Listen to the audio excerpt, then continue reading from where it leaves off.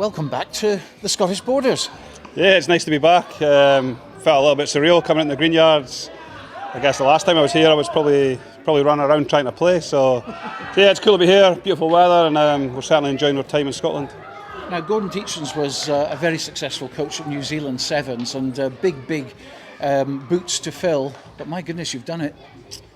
Yeah, I mean, the team's legacy is there for everybody to see, isn't it? It's been a successful team for a number of years, and obviously the players we were fortunate enough to coach with are bloody good players. So I think that makes the coach's job a little bit easier, whether it was Titch or myself. It's a great team to work for. And I mean, when you took over the Sevens job, I mean, did you feel any pressure at all for obviously following in this and taking on this legacy? Oh, not so much around following on from Titch. I'm reasonably comfortable in my own skin, and I'm my own man, and certainly coach different to other coaches or how the team looked before. But yeah, there's expectation when you wear a black jersey to perform and to win. But I guess it's important, we understand that and accept it and enjoy it. It's a real privilege to work and coach a team that has the ability to win big tournaments. So we see it as a real grateful around being able to work for a team like this. And when did this love affair with New Zealand start? Because you were involved with Taranaki as a 15s coach for quite some time. So after Scotland, you headed there. Yeah, I guess I always thought when I started out coaching, spending some time in New Zealand might be quite cool. I told my wife we might go for a year, and that was in 2008. So she's probably got a different story than me around the love affair of New Zealand rugby. But yeah, I was in Taranaki 2008. I was fortunate enough to go to Wellington and work with the Hurricanes in 2013 for 3 years. And yeah, I guess when we came back to London Irish, I sort of thought that would be us back in the UK, and maybe one day migrate back into Scotland. And yeah, as fate has it, and everything happens for a reason. The Sevens job came up, and I was lucky enough to be appointed and moved back to New Zealand. So again, we just feel grateful. We live in a beautiful part of the world, Mount Maunganui, and the lifestyle and the job. It's a lot of fun. And when you first went over there, coaching as a Scotsman in New Zealand, what did the players kind of think of a Scottish coach coming on board? I think once they could understand what I was saying, it was all good. It's New Zealand rugby players just want to be better. So if you create an environment that they can improve, create an environment that they love coming to work, you can hear the noise and the fun and laughter. So that's our job as coaches, isn't it? It's to create an environment that they want to belong to. It's to help inspire them to turn up every day, but then also to help improve them. And I think if you do that, it doesn't matter if you're Scottish. We've got 2 Scottish coaches who work with this team. We've also got Tomasi, who's a Fijian.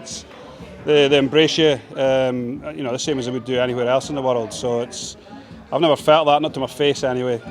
And what does it mean to this squad of players now coming to the home of Sevens? Yeah, they know the history, that's why we're here. We're going to go up and see Ned Haig's grave after this, and they loved it. Their phones were out. They're a bit more active on Instagram than probably I am, but they know the history. They love their Sevens. There's some guys already asking if they can play for Jed next year at the Melrose Sevens, so I'll see if I can facilitate that and see if we can get a win at the Greenyards. So they know why we're here. It's a really important part of our build up towards the Commonwealth Games and the World Cup, because it's a big year for us, but to come where it all started, it's pretty cool. As you said, the Commonwealth Games and the World Cup in the same year, that's a big challenge.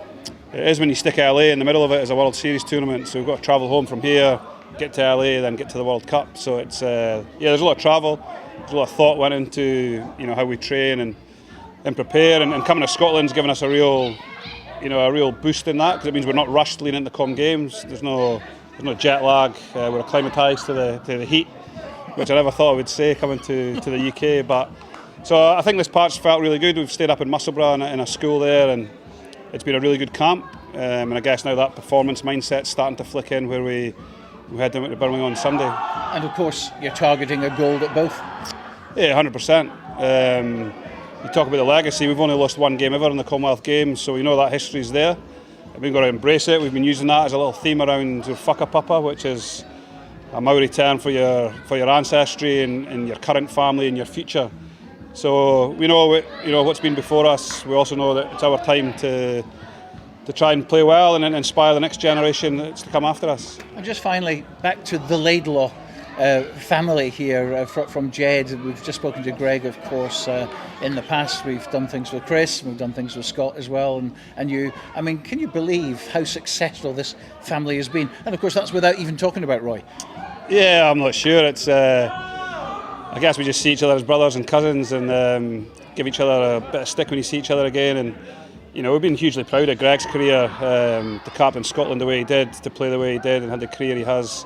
It's obviously more recent than your dad, say. So we're proud of that, but we're proud of all our brothers and cousins, and it's a pretty tight family, and it's just been it's been awesome for me to come back and reconnect a little bit. We're going to bring the family back for Christmas because COVID's obviously made it really tough for us. It's been tough being stuck at the other side of the world. So yeah, it's really nice to be home and catching up with our family.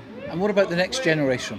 Because you've got girls, haven't you? Yeah, we've got a lot That's of girls. Unusual. But there's women's rugby now, it's huge at the moment. There's quality's alive and well, isn't it? And it's the way it should be. So yeah, I've got 3 daughters. Greg's got a couple of boys and another one on the way. We've got boys and girls on Lindsay's side, and my brothers. Desperate to get a boy, are you? Nah, I'm done. I'm quite happy with my 3 girls. It's I feel again very fortunate to have 3 amazing daughters, and there's huge opportunity in the world for them to play sport. So you never know, they might rock over here and play in the women's sevens one day. Yeah. Would you encourage them to play rugby? Yeah, encourage anybody to be involved in any sport.